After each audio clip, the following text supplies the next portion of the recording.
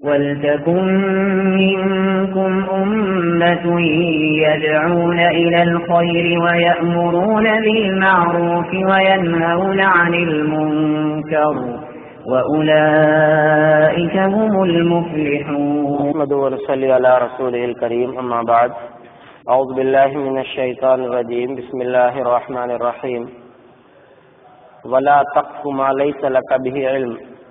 وعن ابي هريره رضي الله عنه ان النبي صلى الله عليه وسلم قال: كفى بالمرء كذبا ان يحدث بكل ما سمع. رواه مسلم. وعن سمرة رضي الله عنه قال: قال رسول الله صلى الله عليه وسلم: من حدث عني بحديث يرى انه كذب فهو احد الكاذبين. رواہ مسلم. اللہ رب العالمین کا فرمان ہے، اس چیز کے پیچھے نہ پڑو جس کا تمہیں علم نہیں ہے. یہ سورہ اسراء کی آیت نمبر 36 ہے. اس کے بعد حضرت ابو ہریرہ رضی اللہ تعالیٰ عنہ کی روایت ہے کہ نبی صلی اللہ علیہ وسلم نے فرمایا، آدمی کے جھوٹا ہونے کے لیے یہی کافی ہے کہ وہ ہر اس چیز کو بیان کر دے جس کو اس نے سنا ہے. حضرت سمرہ رضی اللہ عنہ فرماتے ہیں، رسول اللہ صلی اللہ علیہ وسلم نے فرمایا، جو شخص کوئی حدیث بیان کرتا ہے میری طرف منسوب کر کے جس کے بارے میں وہ سمجھتا ہے یا جانتا ہے کہ وہ جھوٹ ہے، تو وہ دو جھوٹوں میں سے ایک جھوٹا ہے.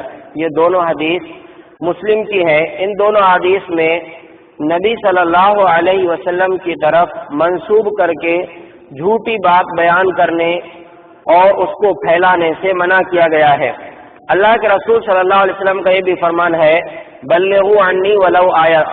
تم کو اگر میری ایک بات بھی معلوم ہے تو اس کو لوگوں تک پہنچا دو. لیکن آپ نے ساتھ میں یہ بھی فرمایا ہے، من کذب علی متعمدا فقد کفر فلیتبوأ مقعدہ من النار. جس شخص نے جان بوجھ کر میرے بارے میں جھوٹ بولا تو وہ اپنا ٹھکانہ جہنم میں بنا لے. یعنی نبی صلی اللہ علیہ وسلم کی طرف جھوٹ منسوب کرنا، جو حدیث جو بات آپ کا فرمان نہیں ہے اس کو نبی صلی اللہ علیہ وسلم کی طرف منسوب کرنا، گویا کہ وہ انسان اپنا ٹھکانہ جہنم میں بنا رہا ہے. اور یہاں پر اللہ کے رسول صلی اللہ علیہ وسلم نے جھوٹ کے بارے میں فرمایا کہ کوئی انسان ہر سنی ہوئی بات کو دوسرے تک پہنچا دے، جو بات کسی اور سے اس نے سنا تھا اس تک پہنچی تھی، اس کی تحقیق کیے بغیر اگر وہ دوسرے تک پہنچا دیتا ہے تو انسان کے جھوٹا ہونے کے لیے یہی کافی ہے. آج کے اس ترقی یافتہ دور میں موبائل کے ذریعے سے یہ کام بہت آسانی سے ہوتا ہے.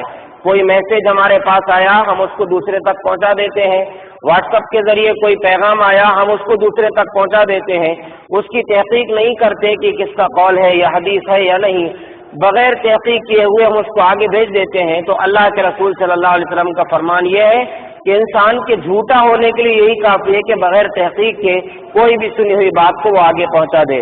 اور دوسری حدیث میں آپ صلی اللہ علیہ وسلم نے بتایا ہے کہ جو شخص جانتے ہوئے کوئی حدیث بیان کرتا ہے کہ یہ جھوٹی ہے تو وہ دو جھوٹوں میں سے ایک جھوٹا ہے.